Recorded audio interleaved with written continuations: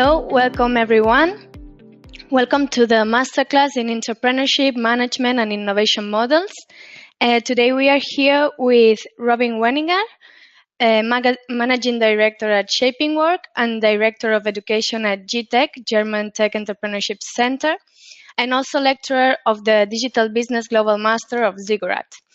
And here we have as well Lluís Altés, Managing Director at DES, the Digital Business World Congress, Independent NAED at Zigurat, and Advisor at Digital Biz Magazine. Today, Robin is going to explain us the entrepreneurship management and innovation models, and Lluís is going to explain us the topic of DES 2018, the main digital dilemmas of this year, and the first confirmed speakers. So thank you very much for your attendance. After the presentations, we are going to answer any questions you may have. So write them down in the question section, and we will read them after. Thank you very much.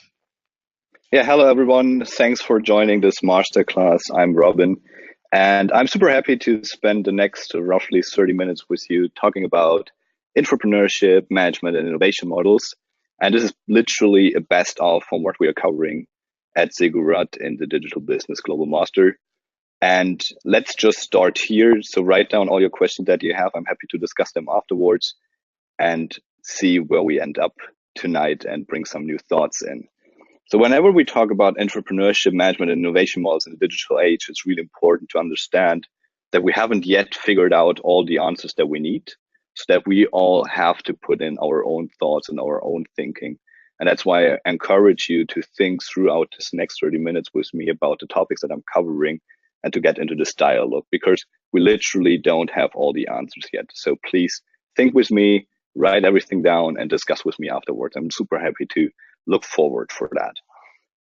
So let's start with 3 changes that we see in the world right now. And these are 3 things that are triggering the need for new organizational models. And the first one is the increasing complexity and change at exponential speed that we see in the world. Oh, there's a typo in the presentation. Sorry for that. So what is happening in the world right now is complexity is increasing throughout the connecting part of everything we see and have in the world. So we're literally connecting everything. And I'm always referring here to the example of the fridge that is better connected, knows better what you need, what you have to buy. And this is increasing the complexity that we have in our world. At the same time, the exponential speed and the way technology is emerging is dramatically increasing. And that gives us the need to always rethink our business, to always rethink the models that we have, and to always come up with new ideas and also invest into new technologies and new ways of doing things. The second thing that we see is massive paradigm shifts in every system that we know, from politics, from education, from the way legal models work, legal operations. Everything is right now changing, and all our systems are getting into these limitations that we see right now. So we have to rethink all the models that we know, and capitalism is one of them. And that's the fundamental heart of most organizations nowadays. And then we have the need for new organizational design and setup of network structures.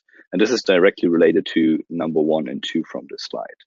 We're setting up organizations now in a way that are really hierarchy driven, but this limitates ourselves. So we have to come up with new network structures where people can collaborate better, where people can co-create, and where information is flowing around. And these 3 things lead us to new key characteristics of modern organizational design. And these are these 5. First of all, purpose. So we need purpose-driven organizations because the way of how profit-oriented organizations works is at its limit. So the way technology is emerging, the need for us to invest into new technologies is literally helping us not so much anymore in finding the right way of operating our business. Because back in the days, it was easy to optimize and always optimize our profit structure. But nowadays, we have to invest so heavily into new technologies that just optimizing doesn't work anymore. So we need a higher purpose within the organization that we can survive over the next years. Second thing, we have already covered this in about networks. So we have to bring people together, co-create, and team up with different and diverse people and infrastructures.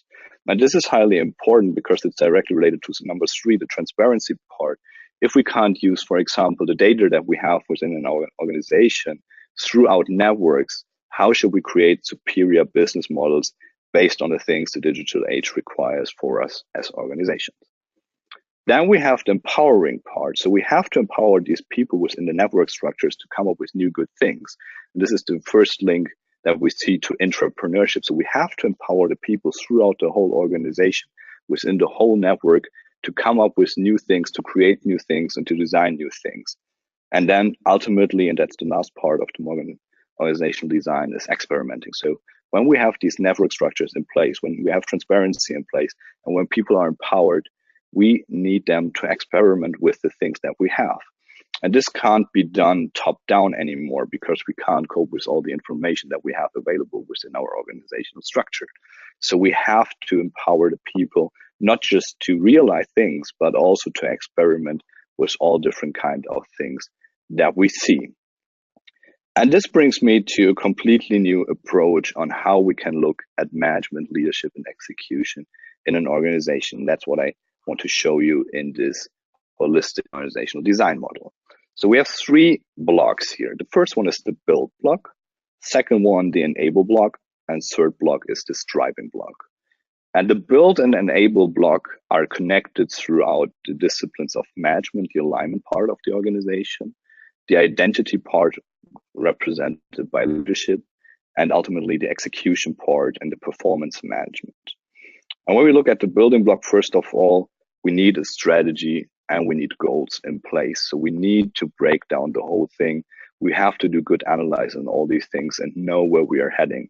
Because in a network structure, people need guidance. They need a way to head. Otherwise, it's getting out of control. But at the same time, the strategy and the goals can just flow around and just communicate it throughout the organization. We have to put them into tactics and processes. So how do we enable, how do we realize our strategy and goals throughout a proper process management within our organization? Second block in the building part is culture and mindset. And this is basically the fundamental heart of our organization that links everything together. It's the part where we define our purpose, where we define our vision, our mission, and the values that we believe in as an organization. And again, this is really important to have in place because otherwise we're missing this guidance part for our people. So what do you believe in as an organization? Why do you exist? These questions are really important to create an identity for all the people that are living and working within your organization. And this is exactly the enable part, the people. We are talking all the time about people within our organization. They are the driving force of whatever happens within our organization. Without managing our people, without creating a new mindset for them, without designing behavior, and without putting them into the boat first and go onto this journey together, we won't create anything for the organization. And last part is action and efficiency. And that's an interesting part because you can have a good strategy and you can have a great culture and you can have great processes and can have the best people within the organization. But it all doesn't matter if you don't get it done, if you don't look for performance efficiency. So you have to take action and you have to do it really good and really efficient. And to enable this efficiency and action-driven organizations, what we need is technology. And technology is one part that makes our work easier, where we can align better and where we can bring new things to life. At the same time, we also need our routines. So how can we operate better onto autopilot? Where can we bring things together? Where can we bring routines to life that make work easier for the people within the organization? And by addressing all these dimensions, this is really a blueprint that you can use to go through your organization, see what are the things that you should address. We can take action and drive initiatives that really change the organization for the better. In the outer part, in this drive box, we have more like soft skills of an organization. And these are 8, I would say, that we see that we need nowadays in the digital world quite heavily. And the first one is change. And change is the only thing that is permanent for every organization, whenever it is. So the whole thing is living. We have to change all the time. We have to bring new things in. We have to rethink what we want. And the best way to do that is by playing around, by experimenting with new things and see what is behind the horizon. But at the same time, we can also adapt. And this is the number 3 on the left side. We don't have to reinvent the wheel all the time. We can look outside. We can see how other organizations are operating. We can take best practices and bring new things into our organization without finding all by ourselves. Last one on the left side, scale, really important. It's good if you build something that is superior to the things others had, but it doesn't matter if it doesn't scale. So nowadays we have to scale everything that we have and make it really big and make it really efficient. So scaling fundamentally for a modern organization. On the right side, we are looking more on the team aspects. So first of all, we have to think. Think is really important because when we think, we start to be proactive with what is happening in the world. Because if we don't think about what could be tomorrow, what could be next, we will always be reactive to the things that are emerging from our environment that are impacting our organization. Connect and team up are directly related together. So first of all, have to connect people together within the organization that they can do something together, but then they also have to be capable of teaming up. And this teaming up part is really important when we talk about diverse and interdisciplinary teams.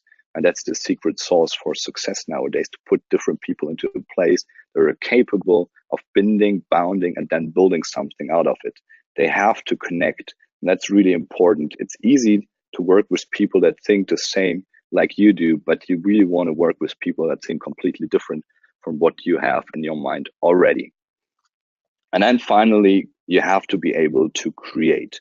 You have to create new things as an organization, not just on an innovation part, but also for you internally, from the way you're perceived in the world and the way perception is kicking in. And I want just to share a super simple model how you can work within this whole thing as an organization, and that's the build, measure, learn iteration. That's a pretty simple universal improvement approach where you can work on all these dimensions. So what you want to start with is to formulate a hypothesis. So what do you want to prove to be right or wrong? Then you build a solution for that. It could be really simple. Then you measure the outcomes and learn from it. And by learning, you either decide to run through this iteration again, to reevaluate your hypothesis, or to just do something completely different. And this module is something that's really universal for entrepreneurs as well, when we look later at the double diamond process, that you can use with all these iterations to make better things. So coming from that, understanding what are the changes, what are the new key characteristics, what could be a holistic module for an organization, and knowing how to go through iterations there, what we have to look at is the change part again. And this is nothing new. We know it since ever. There's nothing permanent, expect change. But how does change actually work? And it's easy to just show a module and saying like you have to go through phase A, B, and C. But it's way more important to see what kinds of change are happening and how it is affecting people within the organization. And when you talk about that, we have to talk about two concepts. The one is perception, and the second one is innovation. And unfortunately, we don't have so much time in this webinar to cover the perception part. So I am giving you a quick introduction there. Perception is literally the way we see the world, the way we are perceived in the world. So it's the illusion of reality made out of facts and stories that we hear in the world. So we know things that are true, and we also have stories in our head that are not true. And it defines the way how we approach the world and how we see the different things that are happening within our organization. And change this perception is pretty hard because we have to talk about habits, we have to talk about cognitive biases, we have to talk about the way our brain works, our mental model. So it's a lot of different things happening that affect how we see the world. But the more interesting part, and that's the one that we're covering now here, is innovation. And innovation is something that is actually pretty simple from a model perspective, but really hard to realize in reality. And the way innovation works, it's all about superior attributes. And the important part here is to talk about attributes. It's about faster, it's about better, it's about cheaper, whatever. And I just give you the famous example of Henry Ford saying, like, if I would have asked people what they want, they would have said a faster horse, and I would never build the car, which is a true statement, but the way of the interpretation works here is wrong, because what people were actually saying is not that they want a horse. What they were saying is they want to go faster from A to B. It's about the attribution, and it doesn't matter what it is in the end. People just want to go faster from A to B. If it is a car, a bike, a horse, or whatever, it doesn't matter. It's just about the attribute. And that's important for everything that we see within innovation. It's about attribute based. And that's the first thing that we have to know when we want to innovate properly for the world. And how do we do that? So one good thing is to work with next sensing, developed by Joseph Presturi from the IE Business School. And what he does, or what he's literally here referring to, is to look at the past, look at today, and then try to imagine what is coming up next in the future. So think about the floppy disk that we had back in the days when we had these large computers that were capable of doing nothing. Then we had the flash drive. Now we have the cloud. What could be next? Think about the Walkman, the MP3 player. Now we have streaming with Spotify, Apple Music, and all these things. What could be next for music? And then the example was the horse. So we had the horse, then we had the car. Now we are at the forefront of autonomous driving. What could be next? So it's a really good exercise to get into this flow of imagination, what could be next, and then go for it. And the beautiful part about innovation is it's all about experimenting. Again, build, measure, learn. That's the way we can do it. The important part, and that's what we cover a little bit later when we talk about the double diamond process again, is that we have to start with a problem. Because if we don't have a problem, if we don't have a hypothesis based on the problem, then we can't figure out and we can't really properly learn from that to come up with good innovation that is of value for the world and for our customers or whoever it is that is benefiting from our innovation. And the most important part when it comes to that innovation management and innovation part is to actually never stop. It's a race that takes long. And Edison just said once, the light bulb was not an experiment with 1,000 failures. It was a project with 1,000 unsuccessful attempts.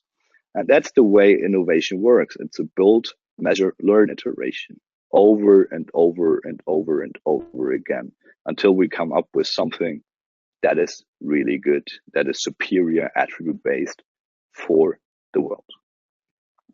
And that brings me to the part where we can start to talk about intrapreneurship now. We have seen how organizations can work. We have understand how innovation works in some way, but how can we actually now facilitate this within our organization? And intrapreneurship is a great tool to address these innovation challenges. It's a really good tool that we can implement everywhere within our organization. We don't have to formalize it. We can just make use out of it. And just to give you some definition here, there's a lot of text on this slide, but what is an entrepreneur or what's an intrapreneurship? Intrapreneurship describes the concept of establishing entrepreneurship within a company with the aim to improve the overall performance of the firm. So it's not so far away from what an entrepreneur actually is. Entrepreneurs think and act in an entrepreneurial way, but unlike entrepreneurs, they do found new firms to realize business ideas. Instead, they identify problem areas within the company and implement own ideas as employees to improve and develop the organization. And the really important part here again is, and I just want to stress this here again, is problem areas. We always have to find problem areas first before we can start working on solutions. Therefore, intrapreneurs are also referred to as entrepreneurs within an enterprise. So it's not so far away. It's actually an entrepreneur within an organization. And the active participation of employees as entrepreneurs unfolds new potential that are likely to have a positive impact on the success of a company. Not that far away, again, from what we classically define as innovation management. So it's a tool for that. It's another dimension of doing things. But it has a lot of benefits, and that's what I want to show you next, is the benefits of entrepreneurship for an organization. First of all, we have the training and support part. So people are actually developing new skills, which are then again good for the organization, because more skilled people, better educated people are also better for the organization. Entrepreneurship is most of the time really cost awareness.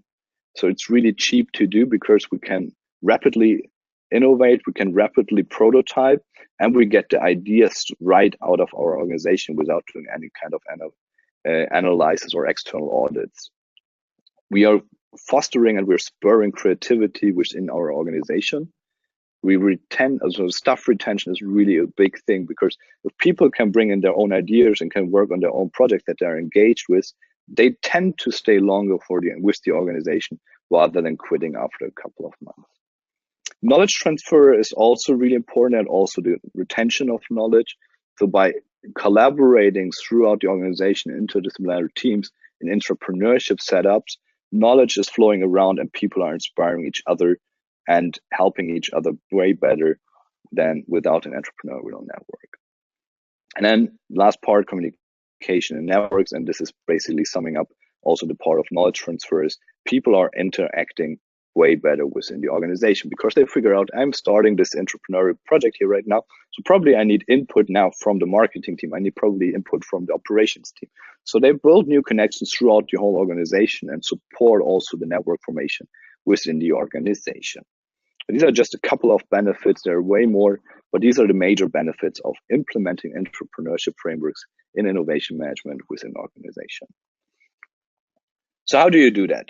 So how can you as an organization or as a manager start implementing the entrepreneurship framework within your organization? And there are, from my point of view, 5 key activities that you should do. And the first one is define the goals. So why do you want to implement entrepreneurship? Why do you want people to be entrepreneurs and create new things for your organization? What's the reason for that? Then based on that, you have to define resources. So what do you provide entrepreneurs with? Do you give them extra time? Do you give them extra money? Do they get extra support? Whatever. So what are the resources that you put into your entrepreneurship program? Number 3, you have to provide training, because most people that start entrepreneurship programs probably haven't been an entrepreneur before and know all these certain things. So you should train them, bring new skills and new methodologies, new tools that they can use to be better as entrepreneurs. Number 4, you have to provide incentives. So you have to give the people something that they can really benefit from, because it's just easy to say like, okay, now start entrepreneurship and here's some extra time or whatever, but give them really an incentive to do it so that they really see their project as their project. Time could be a good incentive, but also think about that they can present their ideas to the management board, that they can do something at the annual meeting or whatever, so that they can come up with their ideas. And then number 5, and this is really, really important when you start implementing entrepreneurship as a framework for innovation within your organization, start with pilot projects. So don't make it big from the beginning, but really start small and find good initiatives that can be addressed by entrepreneurial guidelines. So now let's assume you have this all in place. So how do you get actually starting? And I'm a huge fan of the design thinking school, and especially of the approach of the double diamond. And that's what I want to cover last in this presentation, so that you have an overview of how you can actually work through this framework through problems. And that's actually it. It's pretty simple. It's called double diamond because it's 2 diamonds. The one on the left-hand side with the discover and define is the problem-based diamond. And on the right-hand side with develop and deliver is the solutions-based diamond.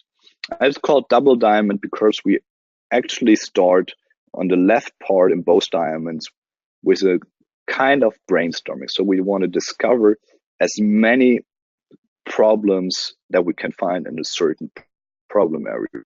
So we want to define a problem area, let's say education or automotive or energy consumption, whatever. And within this problem field, we try to discover as many problems as possible. And when we have a huge amount of problems discovered, we want to make it narrow again. So we want to define the problem. So we try to cluster problems together, try to get rid of problems, try to validate problems, and identify the biggest opportunity for us to develop solutions for. And in the middle, so when you end the problem diamond, what you want to come up with is a how might we question. So how might we solve problem X, Y, Z? How might we solve problem A, B, C, whatever it is? And based on this question, you start developing as many ideas as possible. Again, that's the develop part. Again, you're making this solution space super broad, finding as many possible solutions as you can find. And then as soon as you have that, when the deliver phase starts, you would narrow it down again. So you cluster again, you get rid of solution ideas. And in the end, something that often is created there is a user story map. So user story map that is addressing the how might we question. So you have your how might we question and the user storyboard that should solve this how might we question. And that's basically how this innovation model from the design thinking school with the double diamond works. And it's really important to stick in the phase that you are. So when you're in the discover phase, you don't start formulating solutions. In the define phase, you don't start delivering solutions. You always stick with where you are. When you're in the first diamond, stick with the problem. When you're in the second diamond, you stick with the solutions. And just to give you a little bit of better understanding what you can do in this discover, define, develop, and deliver phase, I just quickly sum it up. What are practical or what are things that you can implement to realize these things? But don't take this as a full list. There are literally millions of things out there that you can do. So discovery phase. So first of all, you have to define your space, like I said, education or whatever. So what are you going to find problems in?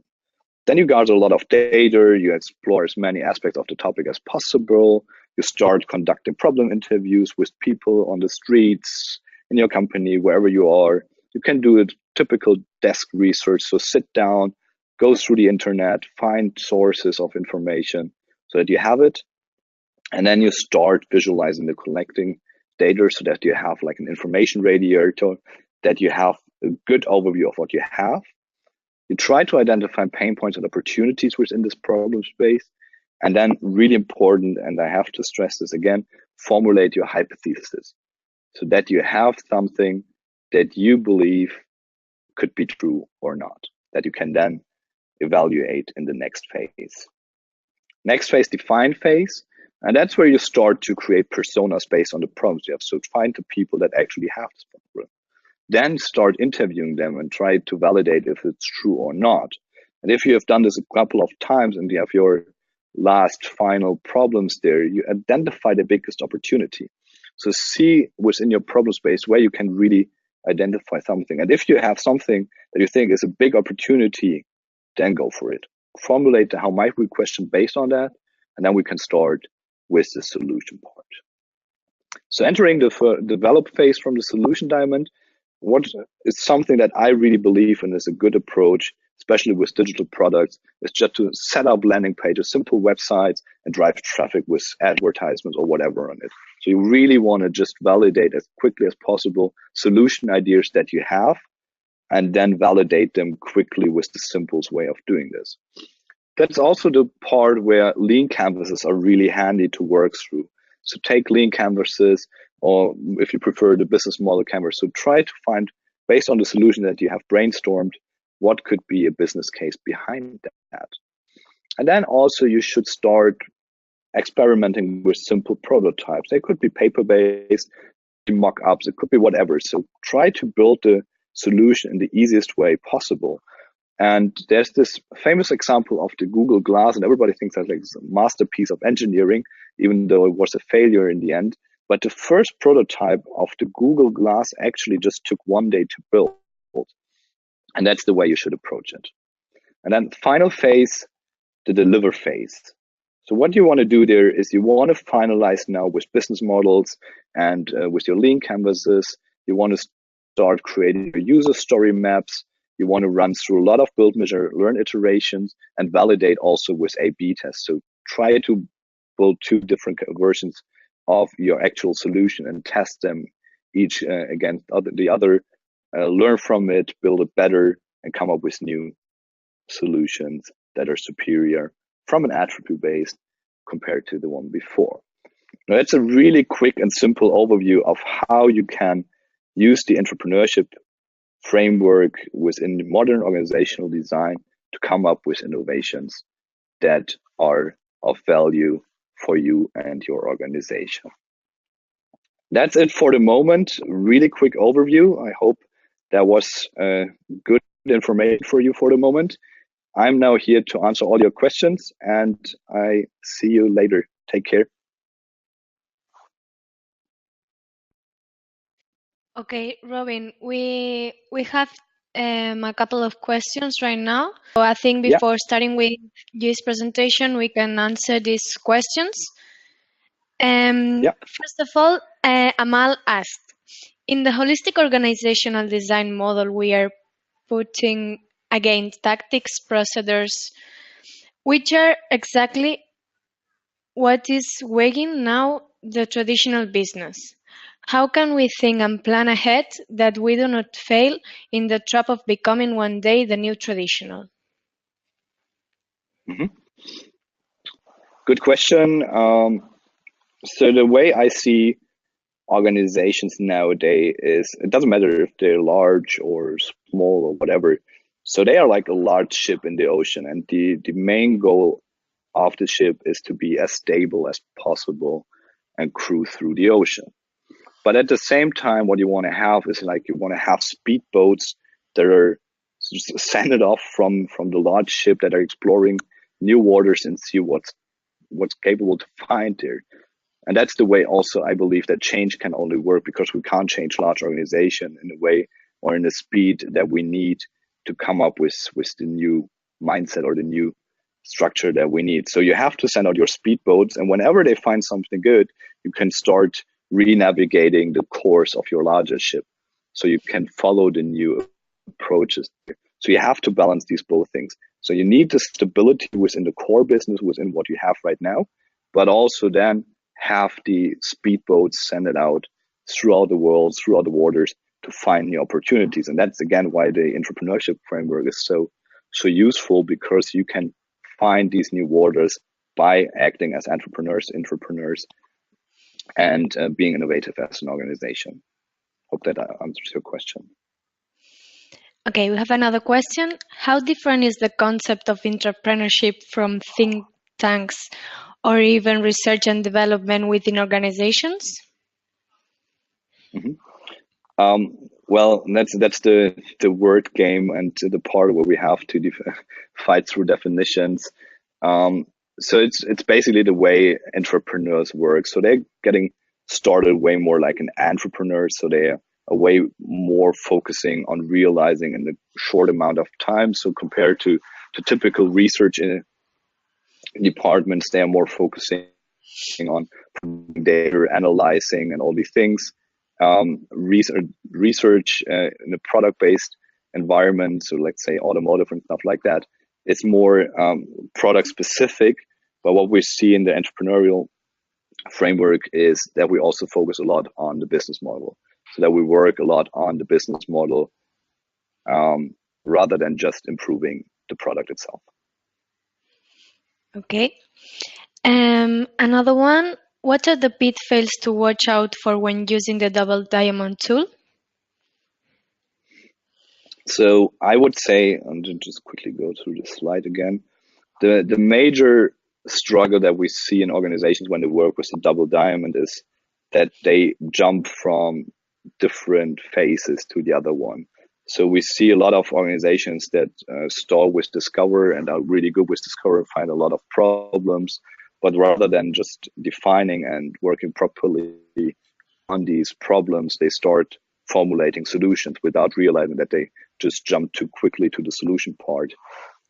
So this is probably the major challenge that we see when we work with organizations on these things, that it's hard to stick with the phase that you currently are. So it's really hard to just say like, okay, for the next week, we only discover problems without doing anything else. For the next week, we only define and validate those problems. And for the next week, we only develop new solutions. So jumping between these phases is a real issue when it comes to working with the double diamond. But at the same time, it's also really hard to know when to go into the next phase. So let's say you have now discovered 100 problems that you could imagine. Is it now sufficient to go to the define phase or not? And this is really the art where you have to work with the model, and where you have to get in some routine there to actually figure out what works for you and what not. And when we work with the double diamond, what's really important there as well is to know when you are, so you can always go from right to left, and you can jump over the phases. So let's say you're now in the develop phase and figure out that everything that you have right now doesn't make real sense. Then you can go back to the discover phase. Or what you can't do is to go from the discover phase to develop phase, or from the define phase to the deliver phase. So from left to right, it's always phase after the other, in the other direction. So from right to left, if you figure out it doesn't work out, you can jump to every other phase that was before that. Okay, and we have the last one. On the double diamond, where exactly do we do the product service testing that we customer validation? I guess that we have the customer validation. So the customer is actually all the time involved in the process in a certain way. So in the discover phase, it could be that you already talk with them and interview them. In the define phase, when you have your personas, you will definitely start talking with them. In the develop phase, you will definitely show your solutions or your ideas for solutions to the people that you have already talked with in the define phase. So they are actually involved all the time within the process. You actually build your final product after the deliver phase.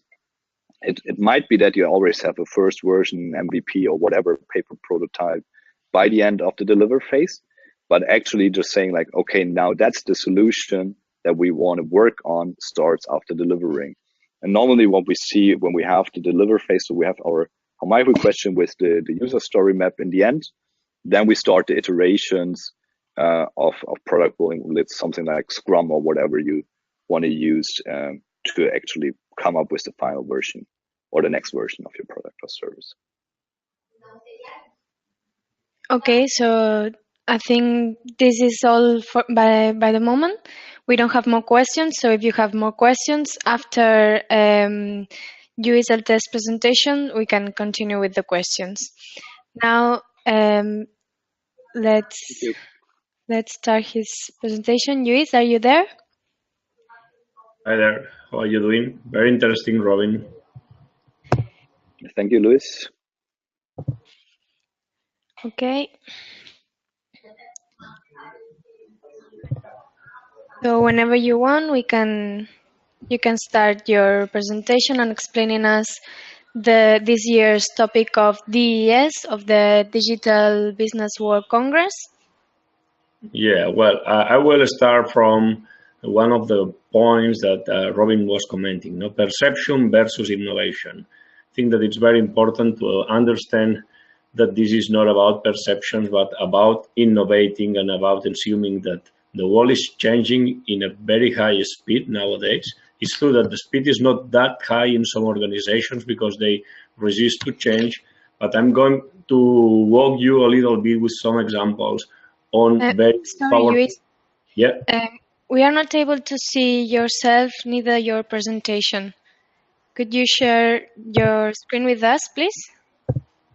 Okay, now. Now Thank it you. works? Yeah. Okay, so starting, I guess that you've heard me, so I will just keep going. The important point here is, on one hand, today we can afford to be afraid of what we are scared of. So if we want to be successful, the speed of change, as I was commenting, is so high that we need to understand that there is no room for this being scared of anything. We need to be brave, we need to be smart, and we need to keep innovating, evolving our organizations and our business models, our products, and so on, because our customer expectations are high and they are becoming higher every day. For instance, I don't know if you heard anything about IQOS. Can you imagine that a company that is earning millions of dollars selling cigarettes, selling tobacco, decided to assume that the future is smoke-free, that they will not keep selling or earning this money thanks to selling cigarettes, and they keep investing during 10 years to innovate. That's the case of Philip Morris International with these IQs. You know, it's a device where they are burning tobacco in a different temperature. I mean, instead of 600 degrees, it's around 300. Then this is almost not producing smoke, and it's quite less damage for your body. So this is something that was impossible to imagine years ago, and this is happening. As, for instance, last month in Las Vegas, this car was presented, Byton. Byton is a new car made from scratch, thanks to German engineers, Asian, and people also from the States, from Google, and many large corporations like Apple and so on. And they decided that the future of cars is not about reinventing the wheel, making cars based on this old style, which is the dumb car, the dumb vehicle, but to create a smart vehicle. So they decided that, for instance, you don't need keys because you can open the car with facial recognition. You don't need any kind of mirror because if you have a larger screen inside, you can see everything, not just what a mirror it's helping you to see. Whenever you jump in, you see that the car just identifies yourself thanks to this facial recognition, but also for gesture. So this helps to prepare the car for you. So if you are renting a car, a Byton, and it's not yours, suddenly you just sit there and the cars know how to put everything. And you have, of course, plenty of things, considering that this is the first idea is that the car is autonomous, that will be driven by itself. So you will have time for entertainment and for other things. So this is reinventing the business, reinventing the industry. And I'm pretty sure that this car probably will be, well, this is an SUV, no, but probably it will be much more successful than Tesla, which is risky if you want to say this, but you know, they know how to produce a car, how to build a car, and this is a very big difference. So as I love technology and I love these things, you can see here, just in the corner down to the right, that I book already my Byton, and this is because I really believe that they are making something totally different and very, very interesting.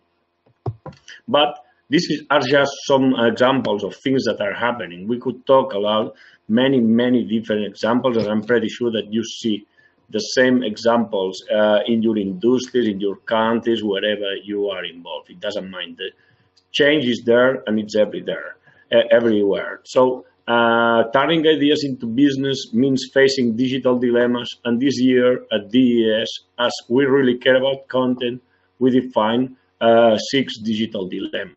Because our approach is that we must evolve digital beyond the front office. People keeps talking a lot about digital transformation and all these things, but this is not just a marketing thing. This is not just about changing how do you sell your products, how do you pack them, and so on. It's also about improving your operations, your organization, your efficiencies, and so on.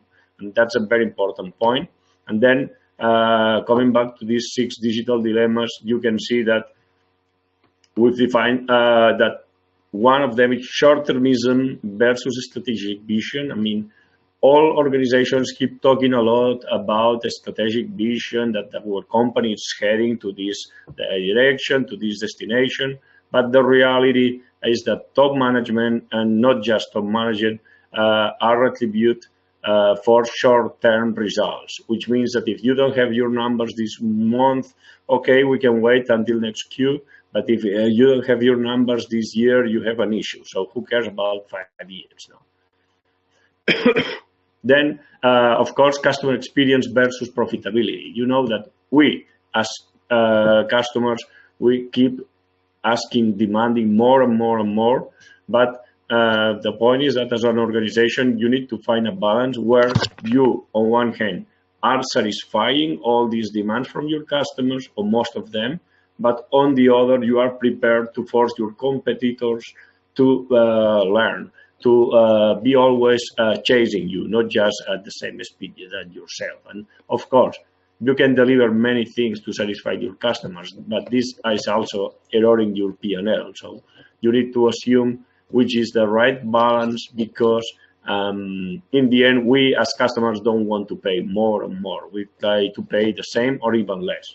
Then another topic that for me is very important, it's security versus privacy. We've seen a lot of debates about this topic. We've seen a lot of situations like, I don't know, in the States or in Japan with Sony years ago, with PlayStation. We've had plenty of examples there that they have these security breaches and that this generates an issue. But it's true that on the other hand, there is an open debate about privacy. How do we care about our privacy? Do we really care about it? Because whenever we tick this box accepting to download an app or doing something like accepting in a website, we don't read all these text because it's impossible and they know it. So it's quite difficult to secure everything when you don't have this much more information on the customer, but on the other hand, you need to find this balance. Another topic that Robin was commenting briefly also, it's inbreeding versus attraction. In organizations nowadays, I remember last year at DES, we had one of the partners of Russell Reynolds Associates that he was commenting. We ran a report at worldwide level, and we realized that more than 80% of senior management in companies have been there more than 20 years. Oh, this is amazing. It's lovely. You know the company, how does it work? You understand all these things about the daily task and so on. But the only issue is that you forget which is the reality, because you've been living a parallel reality for too long. So here it's very important to have this talent attraction, to be able not just to attract talent, but also to retain them. No? So it's very important to identify talent and to have a strong policy, because typically large corporations keep buying startups, keep buying people, and then they don't do a good digestion of this, and they just keep very, very satisfied with the results because there is a lack of accountability. But I think that we must ask for more accountability whenever these kind of decisions are taken. And it's very important also to find this balance, because in the end, I remember a few weeks ago, Mark Zuckerberg from Facebook, that he was saying something like, we keep buying startups because we don't want to lose our innovation or our startup DNA. That's fine. Not that simple when you are so large, but that's the right attitude. No? And to be innovative, in the end, you need to keep practicing it. Another digital dilemma that we are facing is legacy versus innovation. This is more technological, if you want, that people keep saying that we have all this legacy, we have all these mainframes, or all this whatever, and this is killing our flexibility. It's not giving us enough room to be agile. But on the other hand, they need to keep innovating, and they need to keep using other tools.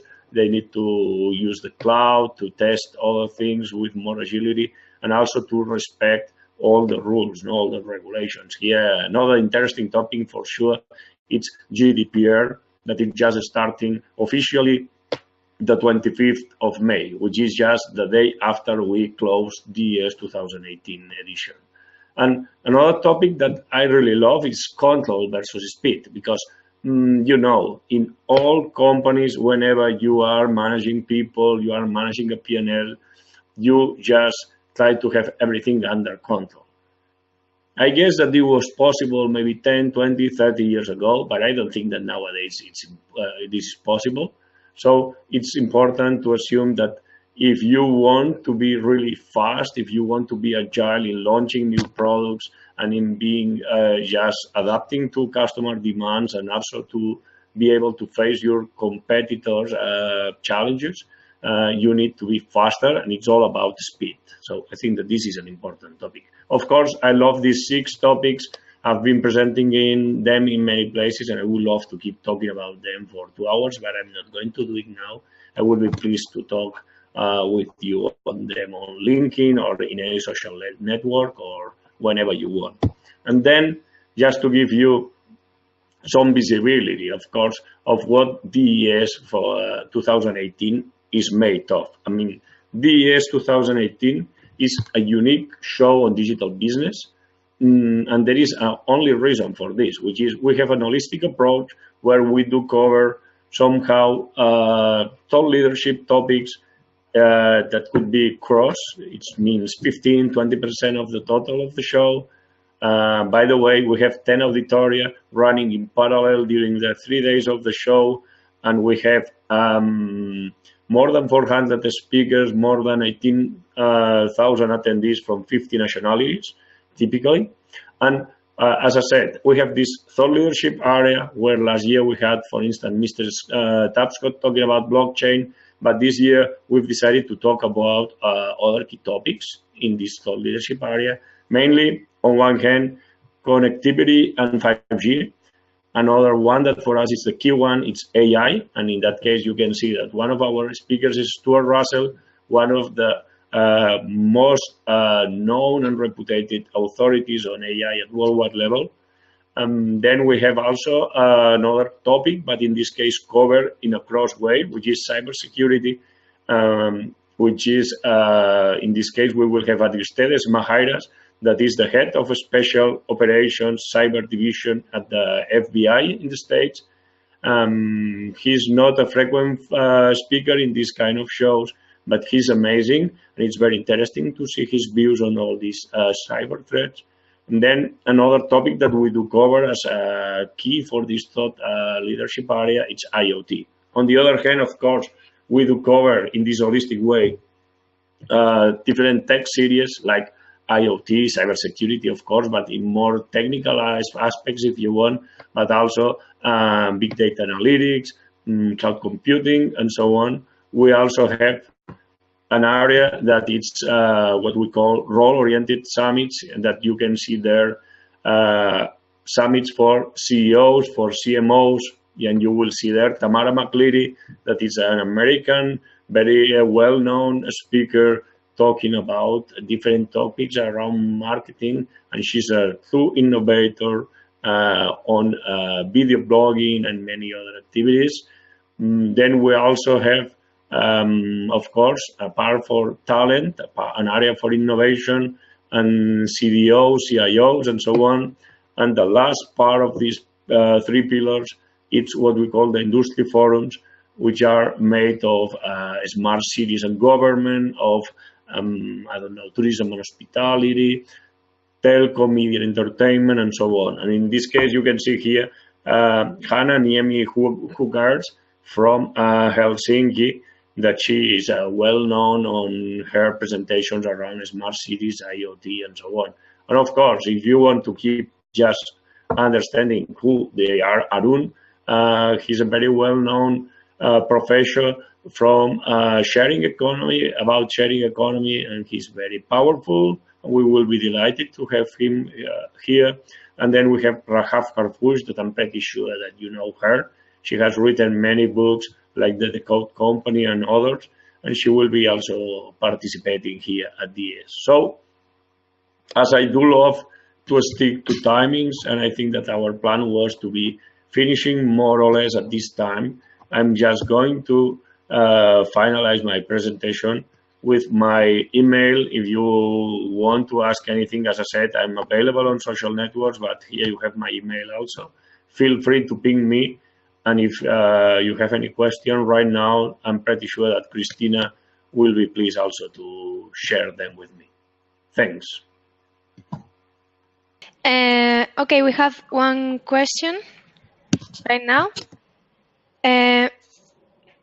If we take into account the mainstream that everyone is talking about now, artificial intelligence, IoT, blockchain, cybersecurity, and so on, which is the most important for you? And which of them do you think would be the most important in the next years? Well, considering that borders between technologies, industries, even roles are blurring, I don't think that this is an easy question. But if I have to bet, on one hand, it's, as I said, I want to underline this: there are no borders any longer. So everything is connected with everything. If you work in marketing nowadays, there are plenty of question marks on, for instance, using AI and fake news, for instance. So AI is not just about technology and technological people, but for me it's true that on one hand, a key topic it's AI, another one it's IoT, even IIoT, industrial IoT if you want, cybersecurity because it's very, very important, and my last one is 5G, because if we don't have the right connectivity, we cannot do most of these things.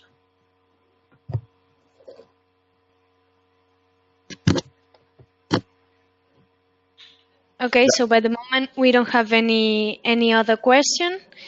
I just want to, well, while we wait for more questions, I would just like to thank you all the attendees for participating in this webinar. And also I would like to remind you that if you want to participate in the DES Madrid, for attending this live webinar, if you send me a private email, I will send you the free passes for the event. This event would take place in May. Here's the date in your slides, the 22nd and 24th of May in Madrid. So if any of the attendees is willing to participate, just send me an email. My email, I will write it in the question section, just for you to have it. And Amal is asking, okay, here you have my email. Amal is asking, can we get the agenda as well for the what, Amal? I can't see your entire question. For the event, I guess.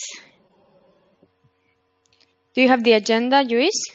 Well, we have the structure of the agenda, but we are talking about 10 auditoria, more than 400 speakers, and more than 3 months to go. So we are building part of it yet. So we have the main topics, the top speakers, and if I give you visibility on everything, my marketing team will kill me, because they have their communication plan and they keep just presenting names every week or every 2 weeks. But keep following us on social networks, and you will see most of very interesting names there. Okay.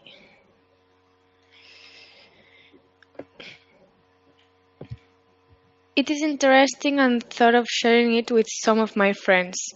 So, okay. Thank you. You will be able to find it where Lluís had told you, and maybe in your website it will be available as well, right? Yes, of course. Okay, the website is des-madrid.com. It's also in this slide. So I guess there you can find all the speakers and all the topics that would be in the event. But I strongly recommend, if you are considering it, don't doubt, because it's an amazing experience. And a typical comment that I hear from people that is joining us every year from abroad is that it's superb. This show is superb because it's not just because we run it here in Madrid, in Spain, and we have very good things to show, but also because we have an amazing content with a lot of success stories and inspiration for all our attendees. Okay, we have another question. Sven is asking if this webinar will be recorded. Yeah, it will be recorded, and it will be available in our YouTube channel and in the canvas of the participant of the master. So I think we don't have more questions. I'm letting the email to get the pass in the chat section because I can't insert it in the question ones.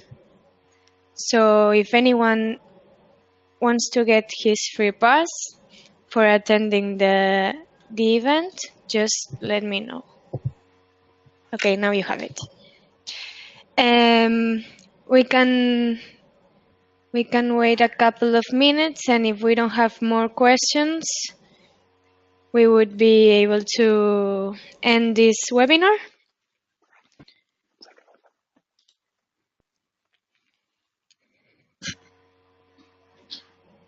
Robin, are you there? I am there. We cannot see you. Okay. Okay. Not sure why it's not working, but I'm there. Okay, as a comment, no, I was talking about this Philip Morris IQs just as a kind of funny thing. No, IQs comes from I quit ordinary smoking, no, which is I sell cigarettes, but I quit ordinary smoking because I'm evolving to something totally different.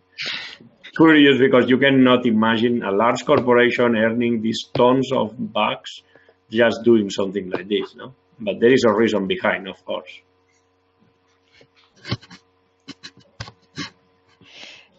Okay, no more questions? No, just saying that it's a pity this summit is a little too far from Dubai. I would have gladly come otherwise. I think you can come as well. It's not that far away. True story. If there are any questions later on, feel free to shoot them over LinkedIn and I will respond.